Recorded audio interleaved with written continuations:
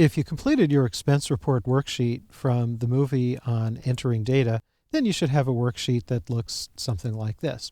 I want to show you how to add numbers. Now, adding numbers is probably the most common calculation that you could do in Excel, and it's so common that there are a whole bunch of different ways to do it, probably about a half dozen different ways.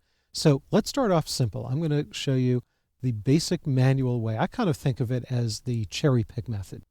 So we want to start off by adding across row 6. We want to add the numbers here for San Francisco. So click on cell E6, and in E6 we want to say add this number and that number and that number. Well, we know that every formula, every function starts off with an equal sign, so type in an equal sign. And as soon as you do, you're in editing mode, and you can see the toolbar is mostly grayed out because we're editing. So we want to click that first number here. Click that 6100. And as soon as you do, you see the marching answer around the 6100. You see equals B6 is in the cell. And up here in the formula bar, you can see equals B6. So this is ready to roll. So type a plus, click the next number, type a plus. You can see it's color-coded. The first cell is blue. The second cell is green. Click the next one. You get the marching ants, and that's purple. So now our formula reads equals B6 plus C6 plus D6, those three cells. And that's it. Just press enter, and it enters the number and goes down to the next cell. Now, what you don't want to do is you don't want to type a plus at the end. And I see a lot of people new to Excel will do that. And if that happens, you get an error. There's a good chance Excel is going to fix it for you. Let's just try that one more time. So over here, we want to add across the row for Los Angeles. So we'll say equals. Click the first number, type a plus. Click the second number, type a plus. Click the third number.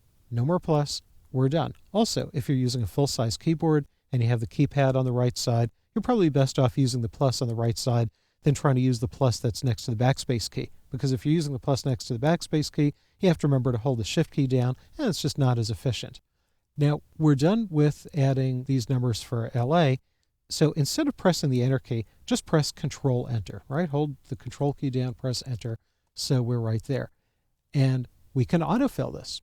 Put the mouse pointer on that autofill handle down in the lower right corner. When you get that crosshair, you can click and drag down to the bottom, and that fills in all the numbers. But wait, there's more. You could do this even easier than that. I'm just going to press Control Z to undo. When you put your mouse pointer on that autofill handle, instead of gingerly clicking and dragging, when you get that crosshair, just double click. And when you double click, it automatically fills down to the bottom of the row. Let's take a look at what's going on. Click on that first number, the 23,000 and change. You can see this is B7, C7, D7.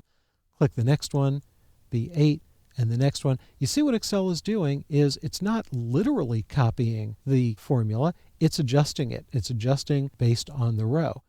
Excel could do it because the way we're writing these cell references, these are what are called relative cell references. Relative meaning that Excel can adjust them if necessary. And you might wonder, well, if this is a relative cell reference, might there be something called an absolute cell reference? And there absolutely is, and we'll look at that in a little bit. Here's something else that'll make it easier for you to see what's going on. Rather than looking at each individual result and then having to look up here in the formula bar to see the formulas that created it, wouldn't it be really nice if we could see all the formulas all at the same time? Well, if you look at the upper left corner of your keyboard, probably to the left of the number 1 and above the tab key, there's a tilde. If you press Control tilde, you see that now Excel shows you all of the formulas all at the same time. So it's now very easy to eyeball how those formulas were adjusted. And to get back to normal, if you press Control tilde again, Excel shows you all those numbers.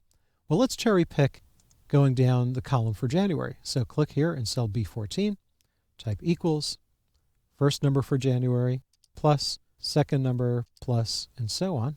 And all you've got to do is click each cell and type a plus. And when you get to the last one, remember there's no more plus, because if you do, Excel says, hey, plus what? And then just Control Enter, and there you go. You have your number. Now here's our autofill handle, and you could just click and drag to the right. Double clicking the autofill handle won't work going across a row, only down a column. And now you have those numbers filled in. Now that's kind of a slow manual way, so I'm going to show you some faster and easier ways of doing this.